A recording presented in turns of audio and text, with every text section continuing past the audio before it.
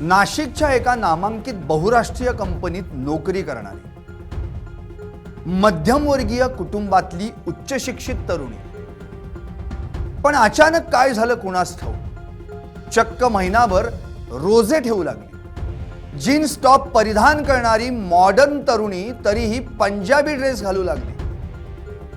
तिने रमजानच्या महिन्यात ठेवलेले रोजे पाहून कुटुंबाला संशय आला, विश्वासात घेतलं गेलं आणि मग तिच्या तोंडून उघड झाला एका कॉर्पोरेट कंपनीतला धक्कादायक प्रकार।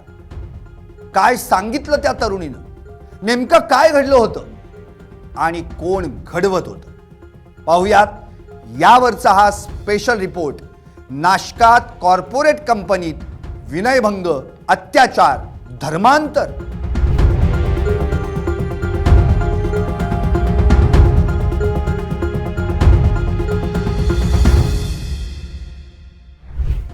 नमस्कार, मी संदीप आणि आपण पाहताय LS मराठी।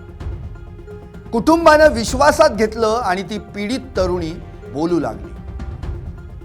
डोळ्यांमध्ये सुरमा, अंगात पठाणी पेहराव आणि त्यावर विशिष्ट वासाचं अत्तर फासून ते आठवड्यातून एकदा ऑफिसमध्ये यायचे आणि विशिष्ट बोलीभाषेचा वापर करून धार्मिक शेरेबाजी करायचे। आमच्यावर विशिष्ट धर्मसंस्कृती लादण्याचा प्रयत्न करायचे। नाशिकच्या एका नामांकित बहुराष्ट्रीय कंपनीत हे सारं काही सुमारे 4-5 वर्षांपासून राजरोसपणे घडत होतं। पण हे सगळं उघड होईपर्यंत या कंपनीत असं काही विचित्र घडतंय याचा कुणालाच थांग पत्ता नव्हता। या कंपनीत नोकरी करणाऱ्या 8 तरुणींशी लैंगिक जवळीक साधून त्यातील एकीवर अत्याचार केला गेला, तर तिच्यासह एका तरुणाचा बळजबरीनं धर्मांतर करण्याचा प्रयत्न झाला। या कंपनीत कामाच्या नावाखाली विशिष्ट टीम लीडर्स कडून तरुणींचा ब्रेन वॉश करण्याचा प्रयत्न सुरू होता।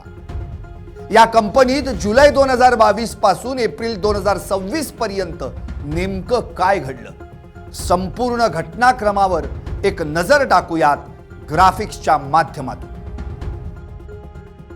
नाशिकच्या त्या कंपनीत नेमकं काय घडलं।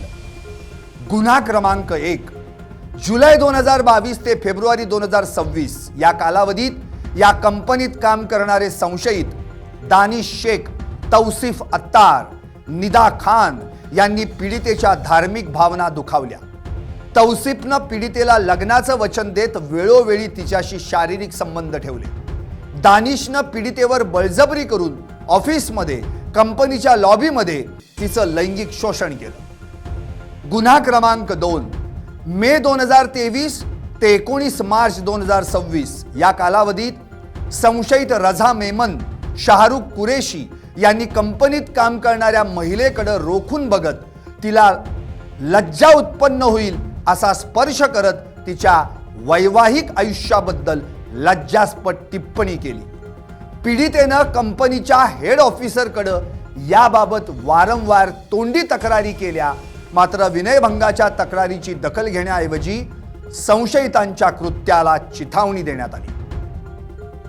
गुन्हा क्रमांक 3, 2022 ते फेब्रुवारी 2026 या कालावधीत संशयित शफी शेख यानं कंपनीच्या मीटिंगमध्ये पीडितेकडे एकटक बघत तिच्या मनात लज्जा उत्पन्न केली। संशयित तौसिफ यानं पीडितेच्या वैयक्तिक आयुष्यात संतती नसल्याविषयी लज्जास्पद बोलून तिच्याशी जवळीक साधण्याचा प्रयत्न केला। गुन्हा क्रमांक 4, मे 2025 ते डिसेंबर 2025 या कालावधीत संशयित तौसिफ अत्तारनं पीडितेच्या खासगी आयुष्याबाबत लज्जास्पद गोष्टी विचारल्या, तिच्याशी अश्लील वर्तन केलं। ऑफिसमध्ये पीडितेसह इतर मुली काम करत असताना तिच्या धार्मिक भावना दुखावल्या। गुन्हा क्रमांक 5, सन 2022 ते 23 मार्च 2026 या कालावधीत संशयित तौसिफ अत्तार, दानिश शेख, शाहरुख शेख, रझा मेमन यांनी पीडित तरुणाचा धर्म आणि देवतांविषयी अपशब्द बोलून जबरदस्तीनं प्रार्थना करण्यास भाग पाडलं। इतकंच नव्हे तर तरुणाला बळजबरीनं मांसाहार करण्यास भाग पाडून धर्मांतराचा प्रयत्न केला। गुन्हा क्रमांक 6, सप्टेंबर 2024 ते फेब्रुवारी 2026 या कालावधीत संशयित आसिफ अन्सारी, शफी शेख यांनी पीडितेविषयी अश्लील टिप्पणी करून जाणीवपूर्वक तिला लज्जा उत्पन्न होईल असं गैरवर्तन केलं। तौसिफनं पीडितेच्या देवतांविषयी आक्षेपार्ह टिप्पणी केली। गुन्हा क्रमांक 7 जून 2025 ते मार्च 2026 या कालावधीत संशयित आसिफ अन्सारी, शाहरुख कुरेशी, रझा मेमन, तौसिफ अत्तार, शफी शेख यांनी पीडितेचा पाठलाग करून अश्लील शेरेबाजी करून तिचा विनयभंग केला, शिवाय धार्मिक भावनाही दुखावल्या। गुन्हा क्रमांक 8 जानेवारी 2025 ते आज अखेर संशयित रझा मेमन, शफी शेख यांनी पीडितेची इच्छा नसताना शारीरिक जवळीक निर्माण करण्यासाठी तिच्याशी खासगी आयुष्याबाबत संवाद साधला। शफीनं पीडितेच्या इच्छेविरुद्ध प्रेमाची मागणी केली, तर मेमन यानं तिच्या शरीरावरून अश्लील टिप्पणी केली। गुन्हा क्रमांक 9 जानेवारी ते 1 एप्रिल 2026 या कालावधीत संशयित रझा मेमन, शाहरुख कुरेशी यांनी पीडितेसोबत अश्लील भाष्य करून शरीरावरून अश्लील टिप्पणी करून तिचा विनयभंग केला। या प्रकरणी नाशिक पोलिसांनी 9 गुन्हे नोंदवून 7 पैकी 6 संशयितांना अटक केली। नाशिकचे पोलीस आयुक्त संदीप कर्णिक यांनी या प्रकरणी SITची स्थापना केली।